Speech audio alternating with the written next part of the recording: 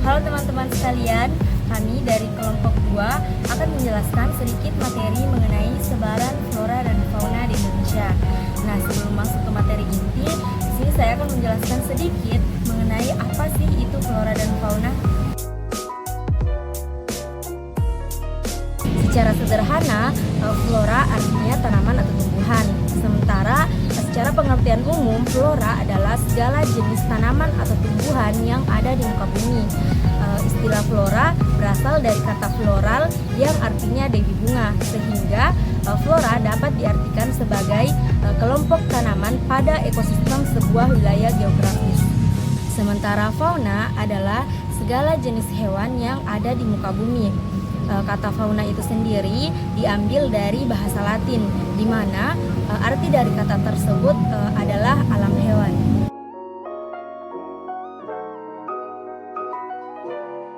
Jadi di sini saya akan menjelaskan mengenai faktor-faktor yang mempengaruhi persebaran flora dan fauna di Indonesia. Ada beberapa faktor yang mempengaruhi persebaran flora dan fauna di Indonesia. Yang pertama itu adalah faktor iklim.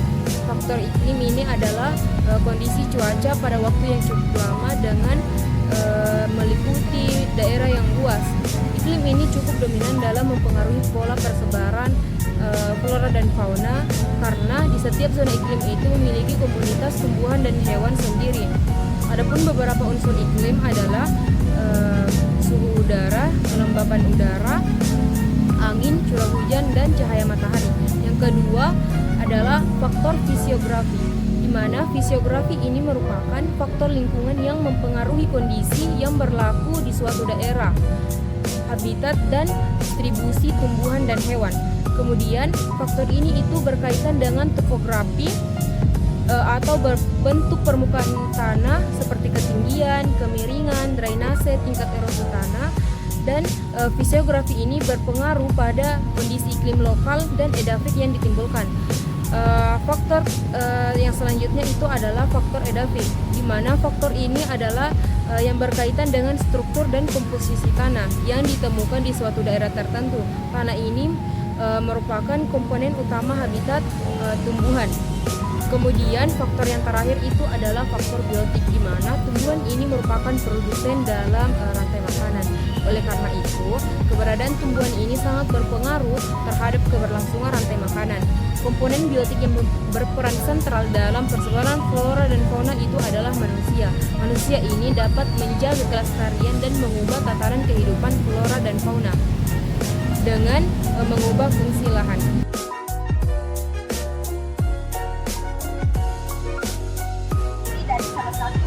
Flora yang kita temukan, nama flora ini atau tumbuhan ini yaitu bernama Nusa Indah atau dengan nama latinnya yaitu Nusa Indah. Nah, tumbuhan ini memiliki ciri-ciri batangnya tegak, kemudian daunnya berwarna hijau.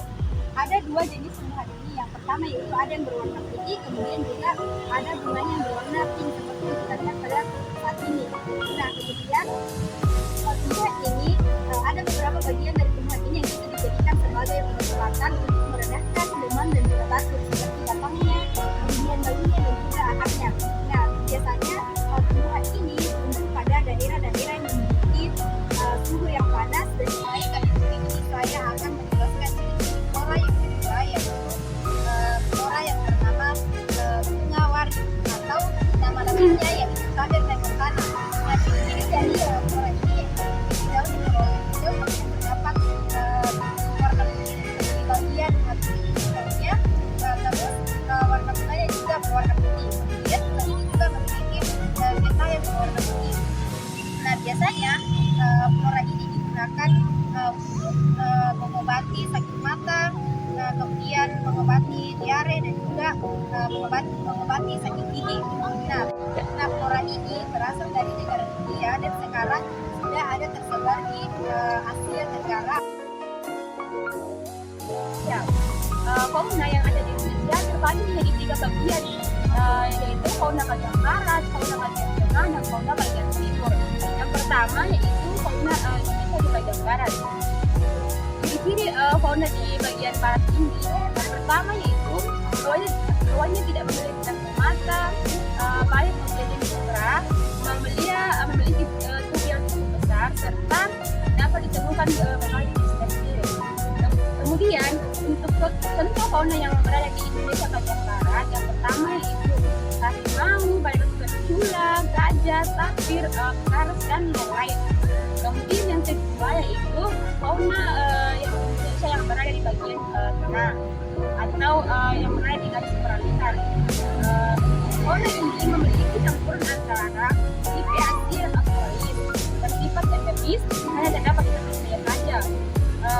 Contoh fauna yang ada di fauna bagian barat yang pertama yaitu komodo, babi rusa, anak-anak dan lain-lain.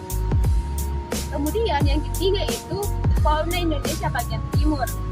Untuk ciri-cirinya yaitu memiliki tubuh yang relatif kecil, berbagai jenis berwarna bulu yang menawan, serta tidak ditemukan pernah di hutannya. Kemudian untuk contoh fauna yang ada di Indonesia bagian timur yaitu cendrawasih, kanguru dan lain-lain.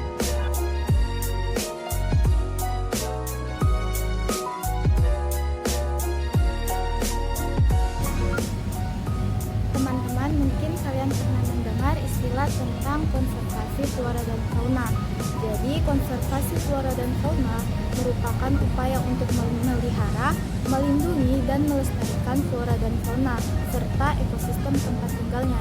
Tujuannya adalah untuk melindungi keanekaragaman hayati, melestarikan ekosistem, dan mencegah kerusakan serta kepunahan suatu habitat. Secara umum, jenis konservasi flora dan fauna itu dibagi menjadi dua. Ada suaka alam dan pelestarian alam.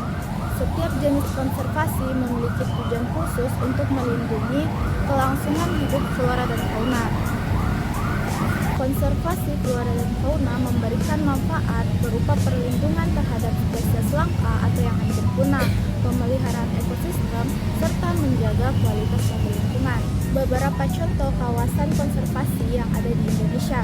Yang pertama yaitu ada Taman Nasional Lorelindo di Sulawesi, Taman Nasional Ujung Kulon di Banten, Waigeo Barat di Raja Ampat, Taman Nasional Kerinci Seblat, dan Taman Nasional Gunung Leser di Sumatera.